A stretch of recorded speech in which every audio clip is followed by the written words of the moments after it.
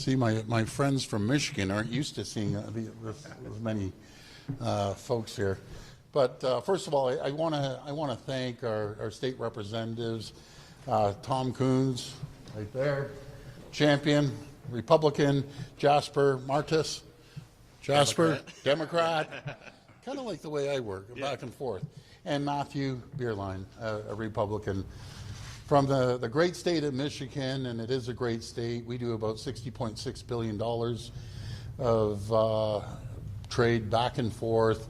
There's 140 Ontario companies that are based down in Michigan, 110 Michigan companies based here, and we're just discussing the situation between our two great countries.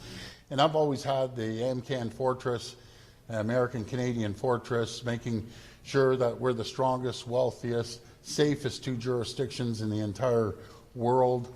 And I just appreciate the relationship that we're building with our closest friends and allies. We're going to continue building on that, making sure that we, as I was telling the gentleman here, I always believe in you can't unscramble an egg, you have to make the omelet larger, especially when it comes to the auto pack.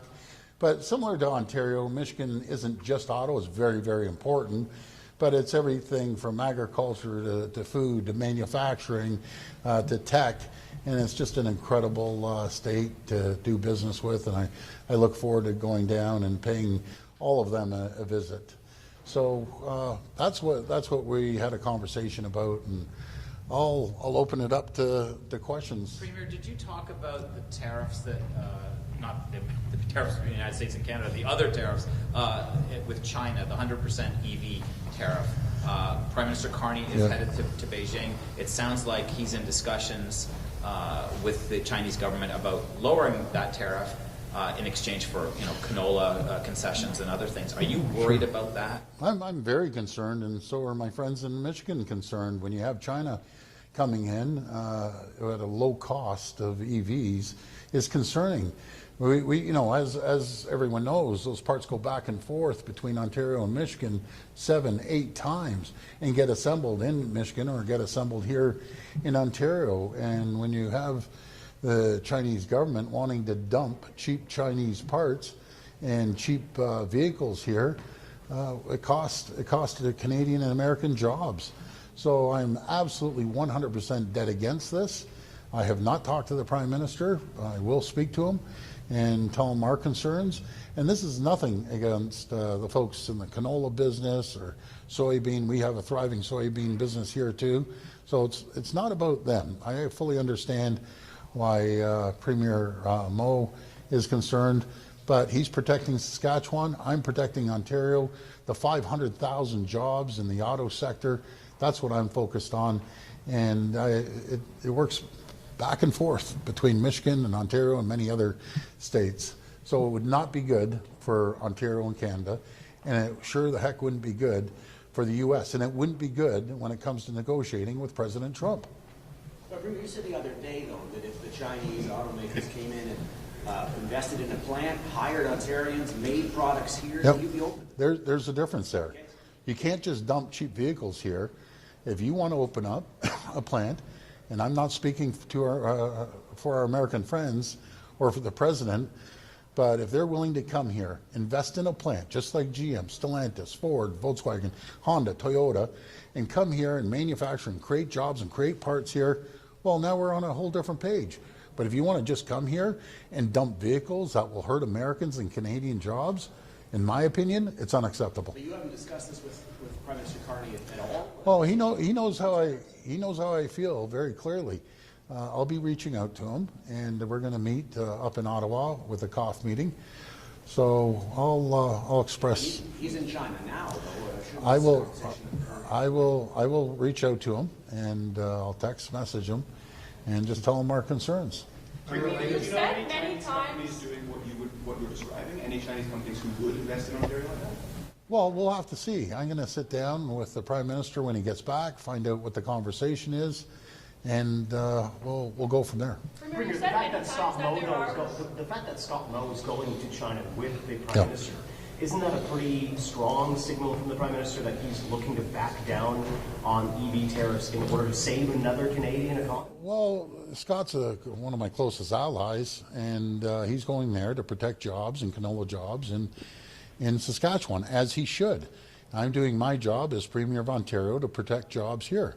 So wouldn't it be great if we could protect all the jobs? But let's see what happens when they come back, and we'll have a conversation with both of them. Speaking of other premiers, yes. Rob Canoe is actually going to visit the Crown Royal Distillery facility today in support of what they're doing there. Have you spoken with him? Do you know I did. what he's thinking at this point? And do you I talk to Rob frequently. I just got off the phone with him probably an hour ago. He did tell me he's going up to the Crown Oil plant, and I told him, God bless him, he's doing his job. He's trying to protect jobs in Manitoba. I'm protecting jobs here in Ontario, and he respects that. I respect him. We have a phenomenal relationship. He invited me over to the Jets and Maple Leafs game. That's happening. By the way, he owes me probably a dinner at McDonald's because I won the last bet, and he wants me to come there and go to a game with him. But he's a fine gentleman, I'll tell you that. Are you still planning on taking Crown Royal off the shelves? Sure as I'm talking to you, that Crown Royal is coming off the shelves. Premier said many times that a lot of people from the U.S. of all stripes, including Republicans, agree with you that what Donald Trump is doing on the economy in Canada is hurtful, harmful. I wanted to ask you too if you agree, if you are one of those people that said that to the Premier. So we're here. If you can go to the mic. Yeah, sorry. Matt, would you like to go, or you want me to? Yeah, we came here to reassure the Ontario government that Michigan is a friend and a partner, and we're going to continue to promote that trade back and forth. We tend to not get involved in national politics at the state level, and certainly don't speak for the president. But Michigan is a friend to Ontario and plans to always be a friend to Ontario. Did Ontario sound like a surcharge in that relationship with Ontario at all? Again, please. Ontario and the Premier threatened to remove Ontario electricity from Michigan. There was a surcharge added for a day to electrical supply. Did that hurt the relationship with Premier Ford? I don't believe so. I mean, you're doing what you have to do to protect your economy, and we do what we need to protect ours. Premier, Line 6 of Finch West LRT has been had nonstop problems, nonstop closures. Your transportation minister was asked earlier about it, but I wanted to get your take on it. Apparently the issue is the heaters used on the switches, they're electric, should have maybe been gas. It was the same problem that affected the Ottawa LRT. What do you make about the nonstop issues with Line 6? Well, I wouldn't say they're nonstop. You always have kinks in the rails. Excuse my pun there, but once they start moving, they'll start moving pretty smoothly. But I always, rather than always talking about the negative, I like talking about the positive. As I was telling our friends from Michigan, that we're building the largest transit system in North America. We have the Yonge Extension, the Eglinton West, the Eglinton Crosstown, which hopefully they'll announce early February. The Mississauga LRT, Hazel McCallion line, the Hamilton LRT, and the Ontario line, of course. So I think they were pretty impressed that we're spending close to $80 billion when it comes to transit, another $30 billion when it comes to expanding our roads, and so there's always something that's going to go wrong at the beginning, but we're going to get it fixed, like anything else. About those same problems coming up on the Eglinton Crosstown, and is that why there's no opening date for Line 5 yet? No, we're working with the TTC. They're the ones choosing the date, so I think it's going to be early in February. We'll be there, and they've run it. I find these numbers, are these accurate? 500,000 kilometers back and forth testing prep? Over that, than 500,000? Almost 2 million miles testing it out. Good thing is a lot of it is going to be underground, so that resolves a lot of the weather conditions. So you have the date on that? You say early February. Can we put a date? Yeah, we're leaving that up to the TTC. We'll be there to support them. We'll be there for the announcement. I'm not one to put an exact date, but I'm guessing if everything goes smooth, it'll be the first couple weeks in February, and I can't wait. That thing's been a nightmare for me. Why did your government continue or give Keel millions of dollars after the forensic audit was started? Well, we didn't know what the forensic audit. We were let's keep in mind, we were the government ones who called for the audit. and we're the ones who called for the OPP. So we're going to see how this plays out, and I'm not going to interfere once the OPP are involved. They're going to come out, and we're going to find out what's happening there. If there's a forensic audit, though, after the initial audit, isn't that a sign? Well, we didn't get the results from the forensic audit. You just don't do an audit and all of a sudden go after someone. But what it tells us is the system's working. If something doesn't smell right, doesn't look right, we audit a lot of different agencies, a lot of people that we give money to, so the system's working. Knowing the auditors are going in there, then they asked for a forensic audit, and then they called in the OPP, and we'll see what happens from there. Premier, a new report just dropped today that says homelessness is getting worse. There are 85,000 now Ontarians who are living without a home, and while there has been significant funding, it is not keeping pace with the amount of people who are becoming homeless. Is there more that we can do? We're putting hundreds and hundreds of millions of dollars into helping people, homeless people. Best way to help a homeless person is getting them trained and getting them a good paying job. And that's what we're doing. We're training 750,000 people so far. And I want to help those people. And I know they want to be able to get back on their feet and be able to rent a apartment or a condo, or eventually, if they save enough money, buy one. So we're focused on that and creating economic development. What would you say to the Conservatives MPs in Manitoba who are saying that pulling Crown Royal out of the shelves will hurt local jobs there? Well, what I say is Crown Royal should have thought twice before closing their plant here, and they're moving it. Would you reconsider? No, I'm not reconsidering. And Crown Royal, Diageo, they should have thought of it. Who goes after their best customer? No one does. We were their number one customer in the entire world, and they wanted to come after us and close down a plant and have people lose their jobs. That plant's been around close to probably 100 years. Premier, we're hearing from homeowners in Toronto and the GTA that the recycling still hasn't been picked up since January 2nd. You said last week that if these issues persist, you would look at making a change. How long are you going to give this company? So let's first talk about Toronto. What Toronto didn't, and maybe you folks should look into it, they forgot about 2,000 residents. There's 2,000, let me rephrase that, 2,000 stops. And some of these stops could have 50 residents in a condo. So they just got that just a few days ago. And when you try to make a transition that quickly, and then they decided to change the date when the pickup was, and left it up to circular materials to get the message out rather than them doing it. But in saying that, talking to folks like GFL, they have like a 98, 99% pickup rate.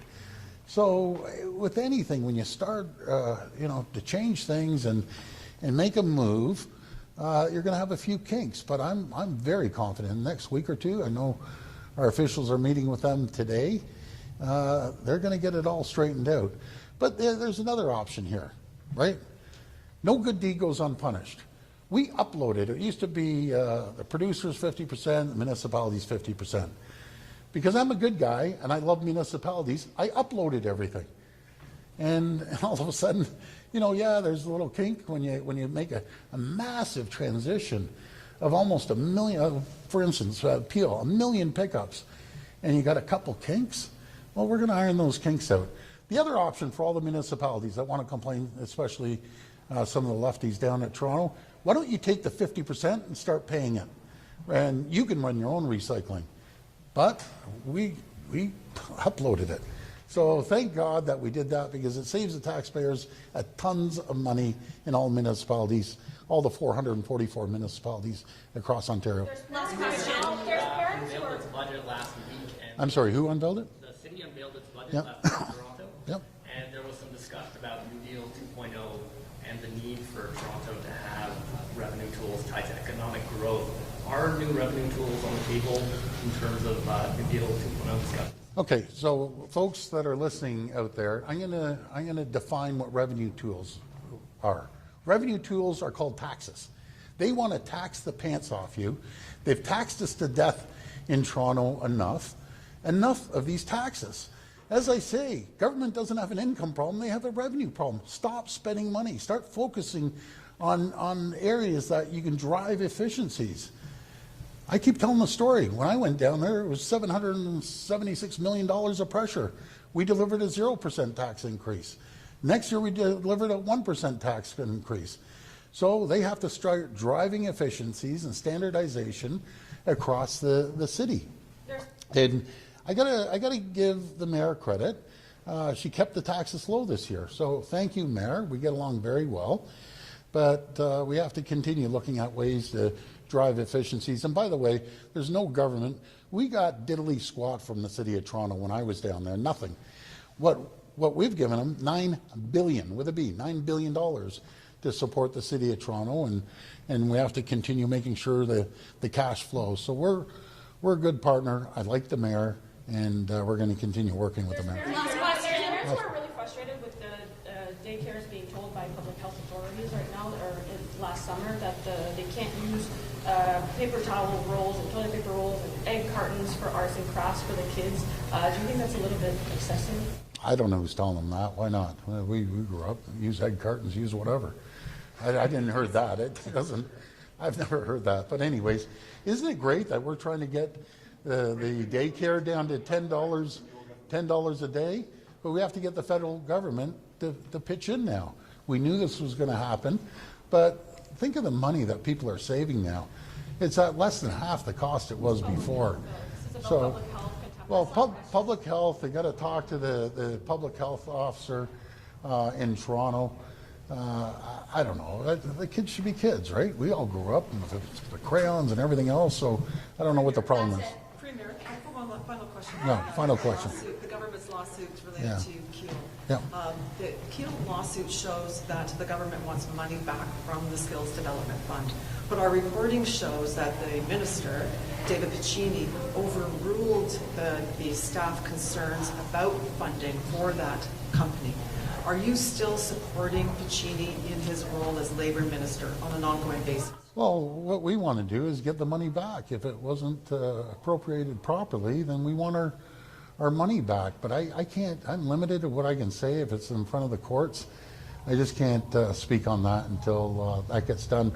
But folks, again, I want to thank our great colleagues from Michigan. Do me a favor, if you're ever in the summer, you want to go to a beautiful destination, go visit our friends in Michigan, because they're going to come up and visit us as well. And we're going to continue growing on the $60.6 billion US of two-way trade. We're going to continue building relationships with my great colleagues beside me and our ministers. I've always said I love the U.S., Canadians love the U.S., and we're going to continue focusing on making sure that we have the strongest, most vibrant, safest economies in the entire world. So, gentlemen. And Michigan loves you guys, so thank you for having us. Thank you. Thank you so much. Thank you for having us. Appreciate it. Thank you. Thank you so much. That's it. Thanks, everyone.